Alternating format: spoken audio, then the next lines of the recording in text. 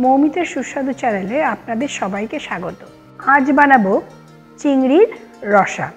আমি যখন শ্বশুরমশাইয়ের দেশের বাড়ি গিয়েছিলাম, সেখানে আমার কাকি শাশুড়ি এই রান্নাটি করেছিলেন। সে রান্নার স্বাদ ছিল অতুলনীয়। আমি তার কাছ থেকে রান্নাটি শিখে তা আজ আপনাদের সাথে শেয়ার করছি।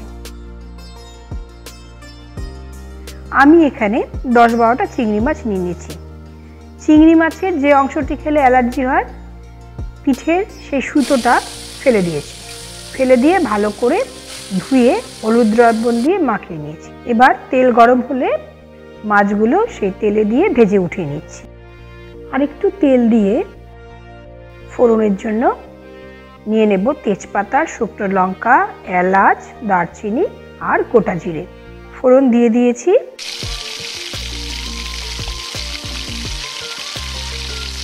কালার ও স্বাদের জন্য অ্যাড করছি চিনি। এবার ফোড়ন ভাজা হয়ে গেলে তাতে দেব পেস্টের জন্য নেব টমেটো। আমি টমেটোর পরিমাণ 2টো নিয়েছি, কাঁচা লঙ্কা, পেঁয়াজ, রসুন, আদা।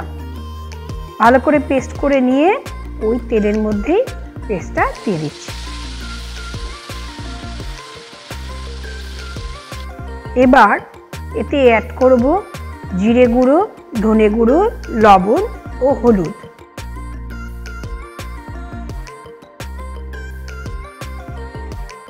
সবগুলো দিয়ে ভালো করে কষিয়ে নেব। তেল ছেড়ে এলে তাতে মিশিয়ে দেব জল। ঝোলটা মাখা মাখা হবে, তাই পরিমাণ বুঝে জল দিতে হবে।